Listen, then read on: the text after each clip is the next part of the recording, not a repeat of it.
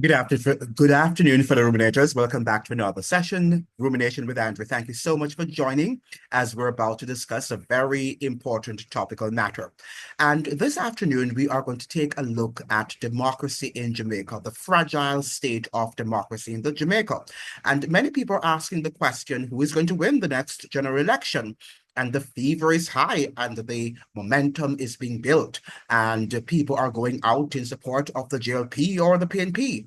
Is Mark Golding going to win the next election, or is Andrew Holness going to win the next general election in Jamaica, scheduled constitutionally for next September 2025?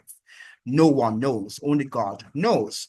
However, in this discussion this afternoon, I shall forward my opinion, my perspective, that it does not matter who wins the next government general election. It does not matter whether the JLP wins or the PNP. I do not think that it is going to fundamentally, significantly change the lives of Jamaicans. Something we've got now to come to grips with, something that we have to really confront, a reality that we seem to have already, been evading. We have been evading the reality that our politicians are not really doing things in the best interest of the majority of our citizens. And yesterday, the Gleaner carried a very interesting article titled Democracy at Risk. 80 years after universal adult suffrage, Jamaica faces growing voter disengagement crisis. So what they're suggesting here in the Jamaica Gleaner is that people are not interested in voting any longer. They do not see how participation in this adult suffrage that we gained in 1944, how this is helping to improve their very lives. And I think we have limited democracy or understanding or conception of democracy to just going out to vote. So the fact that you have the ability to vote, it means therefore that this is democracy. What comes after the vote has been cast is often not important. What comes before is not important, and what comes after is not important. Because people are not willing to look at the policies of our politicians. I think that we find themselves looking at personalities and not focusing on what the two political parties and their philosophies, their political philosophies, and what theoretical framework informs how they govern. I think that we have to study. But what happens is that in recent times, because of the explosion of and the promotion of this celebrity culture coming from the United States, a culture that is coming from the United States, people are more attuned to how people dress and to what they say as opposed to what they do and the lifestyle which they embrace. I think that that is the problem, that we're so much attuned with celebrities, and our politicians, whether we like it or not, are now major celebrities. And that's why they have to steal and they have to maintain the status quo because they have to look good, right? And they have to be wealthy and they have to, rub shoulders with the economic elites so that you respect them, because people gain respect in today's, society based on your material possessions. And that is what is happening. Now, Professor Christopher Charles, a political and social psychologist at the University of the West Indies, Mona campus, argues that the continued erosion of voter participation could turn democracy on its head. He explained that Jamaicans have lost confidence in the political system because they do not see politics improving their lives. The Jamaicans do not see politics improving their lives. What they're seeing is that the lives of the politicians and their children and their friends are being improved, but their lives are not being improved. And you don't need to do any studies. We live in a world with these fake and these superficial studies, as if because it's coming from a study, and many of these studies are randomized studies anyway. So they do not give us a full picture of the realities that confront us.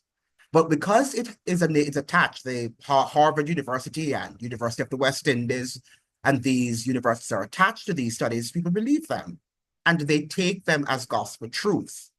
But people's lives should be the study, what they're going through. If I cannot buy a loaf of bread, or find it very difficult to buy a loaf of bread and basic groceries like rice and flour, cornmeal, milk, and some vegetables, and fruits, if I find it very difficult, if I can't afford to buy these basic food items, it means that the economy is not doing well. It means that the economy is not healthy, is not a healthy one.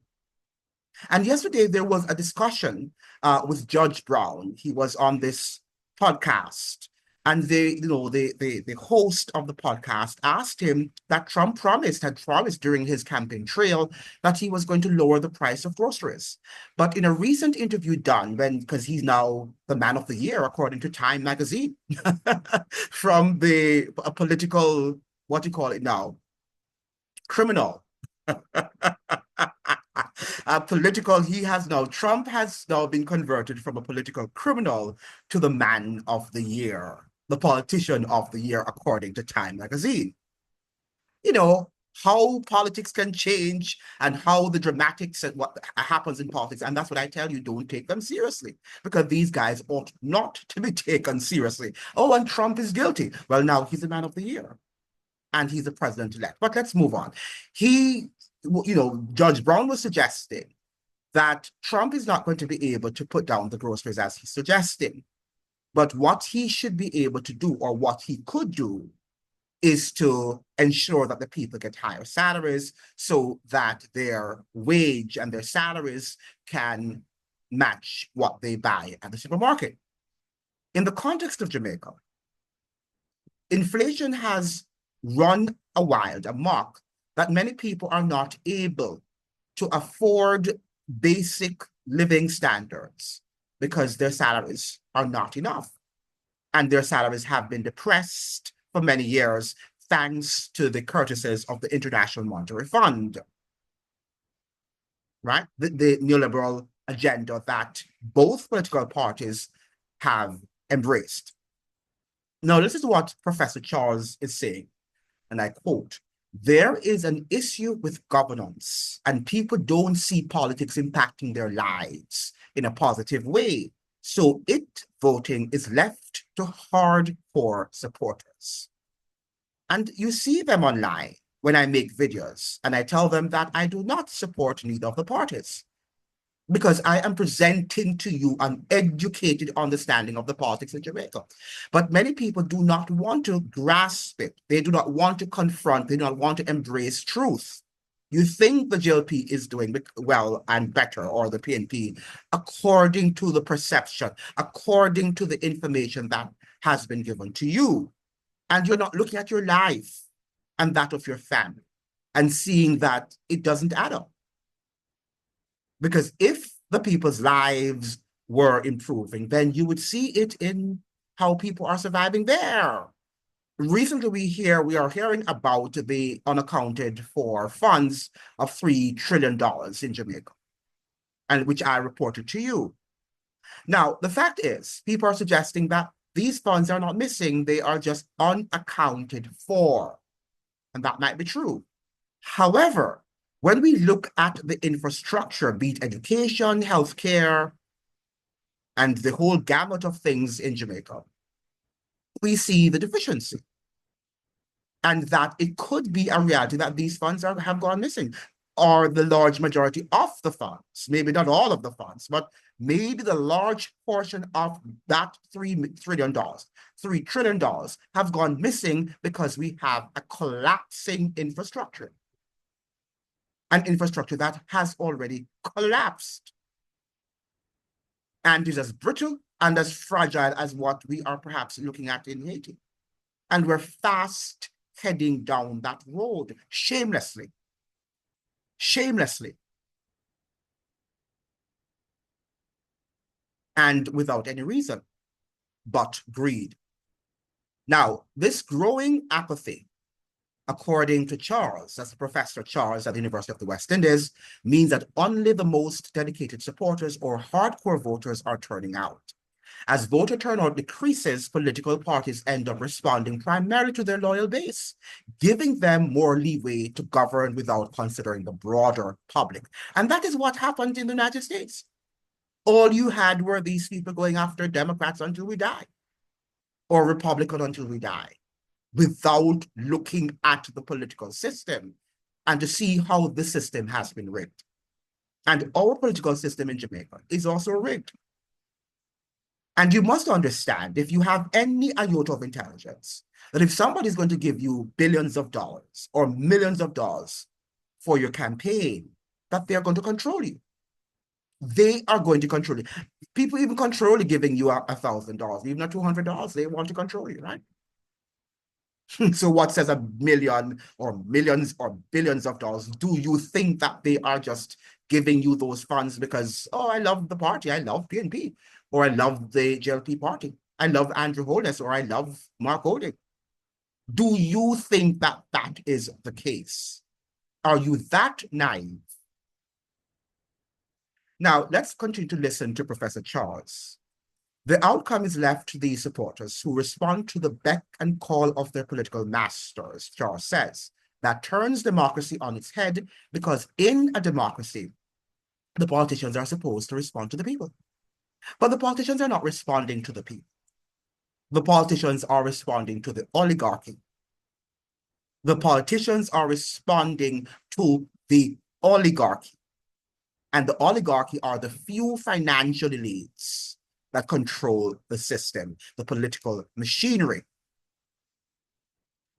And we tend to think that the people are the ones that are making the decisions, but they're not making the decisions. And we live also in a globalized world, in a globalized economy. And decisions are also made outside of Jamaica for Jamaica and for Jamaicans. So for the most part, your politicians do not run the show. They're just there as figureheads. And you believe they are the real bosses, but they're not. They are the perceived bosses, the one that you can see. But if you look behind the veil, you will see that there are other people who are actually running the show, right? To whom your politicians have to listen. They must obey the orders, the instructions, the diktats from these people. But the school system has not educated about these people. The school system has not educated us about these people, right? We just think that the economy is what we see. And when you hear the lady director from the IMF and you listen to your Dr. Clark and you think that these people run the show, right? That is what you were taught.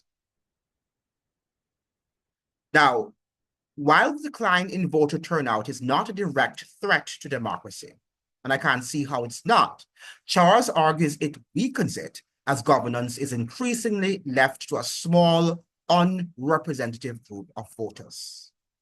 Listen to what Charles is saying here. I want you to listen keenly. When Jamaica held its first election under universal adult suffrage in December 1944, some 389,109 out of 663,000 registered voters participated, resulting in a turnout of 58.7%. So when we had universal adult suffrage in 1944, 58.7% of the Jamaican electorate went out to vote. Participation improved over the coming years, and by 1980, participation averaged about 82% per election. The People's National Party boycotted the 1983 general election, and when Jamaicans were summoned to vote in 1989, there was a 78% turnout. So the PNP got an official mandate there. 78% of the vote of the electorate is a high number, right? And that was, so Jamaicans were at that time motivated to vote. Of course, that would have been under Michael Manley. Okay. Now, since then, there has been a precipitous fall with an average general election turnout of 52% between 1992 and 2020. with an all-time low of 38% in 2020. So we have 52 moving from 52% in 1992 to 38% in 2020, which means, therefore, as Professor Charles has intimated, people's lives, economic lives, their social lives are not being improved on. And that is why they have decided not to turn out for election. Right? They are suggesting that government can't fool them because they understand the social and the economic realities. And they can see our politicians and their children and their friends and acquaintances are being enriched while they are being impoverished. We talk about Michael Manley, and recently they had a lecture where me and Martin spoke. I will, try to do a video on that. But the fact of the matter is that we talk about him as being a Renaissance man and a man of his times, a man of his era, and one who transformed the Jamaican society. But what is often not spoken about is the fact that these politicians, having left a terrible legacy, because, of course, we know by now that Michael Manley did not leave this wonderful economic, infrastructure for us. Okay? But when they have destroyed the economy, they can have their children go abroad. And the politicians like the Edward Sirk and the Michael Manleys, if they do not have enough funds, they can get a lecturer position at the University of the West Indies or at the University of Technology. And the private sector will help them with their bills. And their children can go abroad and they're living great lives, while the majority of Jamaicans have to remain in the substandard legacies left by our politicians. They have to deal with it. Every decision that was made by Michael Manley or Edward Siaga or P.J. Patterson or Bruce Golding and Andrew Holness, all of these decisions, good or bad decisions, and mostly they have been bad decisions, I must say. Jamaicans, ordinary Jamaicans, will have to confront these terrible consequences, these horrific consequences of these poor decisions, these ill-conceived decisions. But that is how we operate in that country called Jamaica. Now, this is what Professor is saying about this democracy. No, let us listen to another professor, Professor Lloyd Waller. He's the director of Thesis and co-principal investigator of the study, told the Sunday Gleaner that political apathy has eroded trust in institutions with widespread disillusionment among citizens. This study sought to not only find out why people don't vote, but what can encourage them to vote. Waller said while the data analysis has not yet started, the research has so far revealed that there are several groups of voters in Jamaica, each with different attitudes toward political engagement.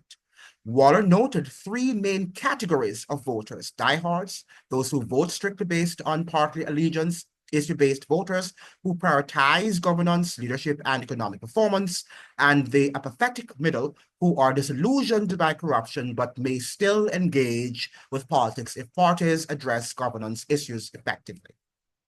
Right? So we have these different types of voters. But we have to understand that we are living in a society in which our politicians are not particularly caring and empathetic and compassionate with regard to the state of affairs of our citizens, right? They're more concerned about their political legacy.